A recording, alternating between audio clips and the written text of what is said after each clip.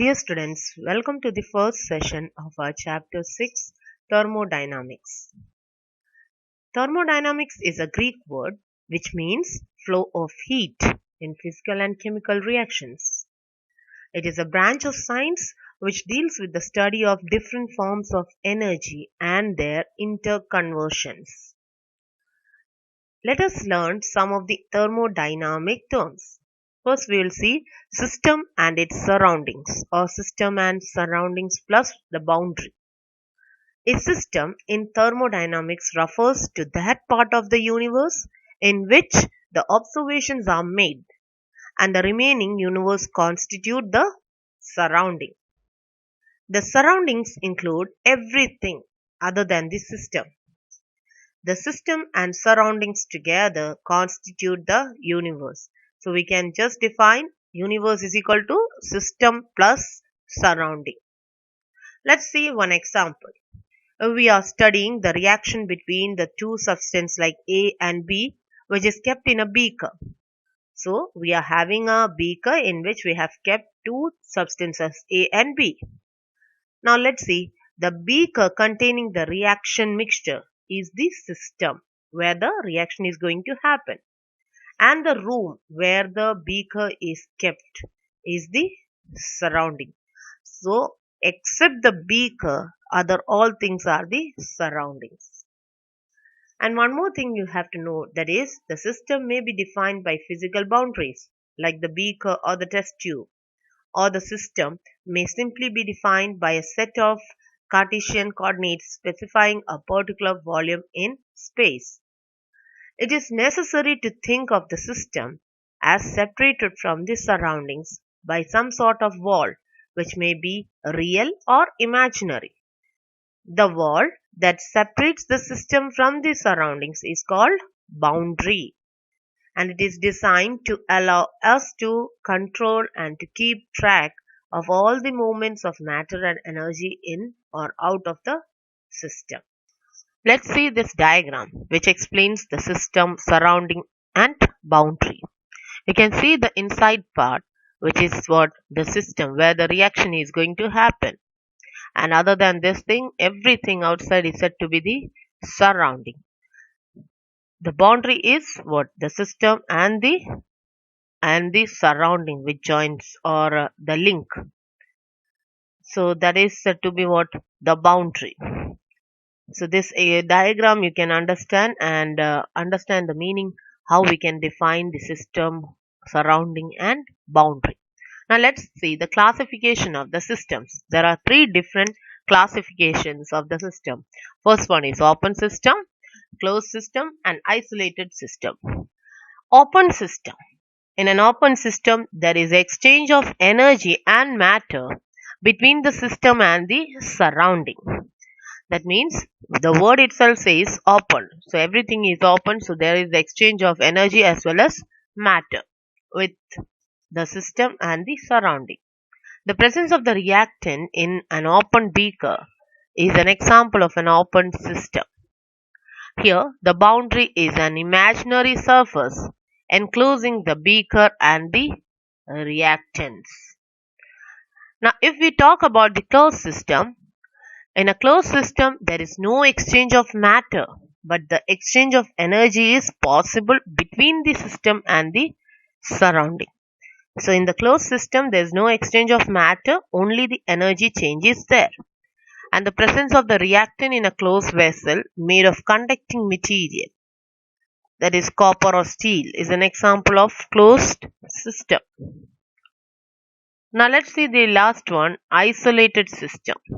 In an isolated system, there is no exchange of energy or matter between the system and the surrounding. The presence of reactants in a thermoflask or any other closed insulated vessel is an example of an isolated system. So these are the three different systems: closed, open and isolated system. And the energy change or the exchange we can understand through this diagram. In open system, what happens? The system is there. You can see here the system as well as the surrounding. The exchange is of both matter as well as the energy. In closed system, there's no matter exchange, only the energy exchange is there between the system and surrounding. In isolated system and surrounding, there's no exchange of energy as well as matter. So this way we can explain the classification of systems. Next, we have to see the state of a system and the state variables. The system must be described in order to make any useful calculations by specifying their properties such as pressure, volume, temperature, composition, etc. We need to describe the system by specifying it before and after the change. So we want what a system or state we need for describing the system. So that state is said to be what either can be pressure, volume, temperature, or composition. Macroscopic properties such as pressure, temperature, volume, amount, etc., which determine the state of a system, are referred to as state variables or state functions or thermodynamic parameters. The change in the state properties depend only upon the state of the system and independent of the path followed. So these are the state variables which determine the state of the system. Thermodynamic processes. There are many thermodynamic processes. An operation which brings about the changes in the state of any system is called thermodynamic process. So what is it? An operation which brings out the changes in the state of any system is called thermodynamic process. The first one is isothermal process. The word iso represents same and thermal the temperature. That means in this process the operation is done at a constant temperature. So you can remember isothermal means in a constant temperature if the reaction occurs, then it is said to be isothermal process. Next one is adiabatic process. In this process, there is no exchange of heat takes place between the system and the surrounding. The system is thermally isolated. No exchange of heat energy is there. Adiabatic process. If it is isobaric process, the pressure of the system remains constant throughout the process. The pressure becomes constant. So isothermal means constant temperature, isobaric means constant pressure, adiabatic where there is no exchange of heat energy. Next one, fourth one is isochoric process. Here we are having the process where or the operation done where the volume is kept constant. Throughout the process, the volume will be constant. So, isochoric process. Next one, cyclic process. The word itself understands that there is a rotation of something, the reaction. That means when a system undergoes a series of changes and finally return to its initial state, it is termed as a cyclic process. So what we are starting, the same thing we are getting back means we can say it's a cyclic process. Reversible process.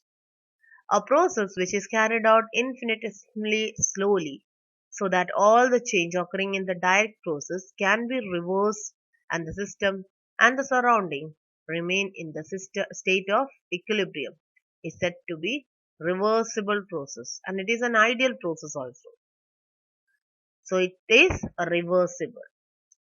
Irreversible process when a change is brought about rapidly and the system does not attain equilibrium is termed as irreversible process. The force which drives the reactant towards the product is greater than opposing force carried which is used to carry the reverse process. Amount of entropy increases in an irreversible process. The word entropy we will learn in the next classes. So amount of entropy increases in an irreversible process. So these are some of the thermodynamic processes. Irreversible processes are spontaneous in nature. Remember these points, that is, irreversible processes are spontaneous in nature and all the natural processes are irreversible. So we can give the example for irreversible process as natural process also. Next we have to see the extensive and the intensive properties. Intensive properties means the properties that are independent of the quantity of matter or size of the system. That is said to be intensive property. That means it is independent of the matter as well as the size of the system. Its examples are like pressure, temperature, density, specific heat, surface tension, refractive index, viscosity, etc. These never depend upon the quantity of the matter or the size of the system. So it is said to be intensive property. Whereas the extensive properties depend on the quantity of matter present in the system. That is like we are giving total mass, volume, internal energy, enthalpy, entropy, etc. These are the properties which depend upon the quantity of the matter in the system. How much quantity, according to that the reaction will be happening or the change is there in the reaction. So it is said to be extensive property. So extensive and intensive property are which is depending upon or independent of the matter of the substance in the system. Thank you. We'll continue in the next class.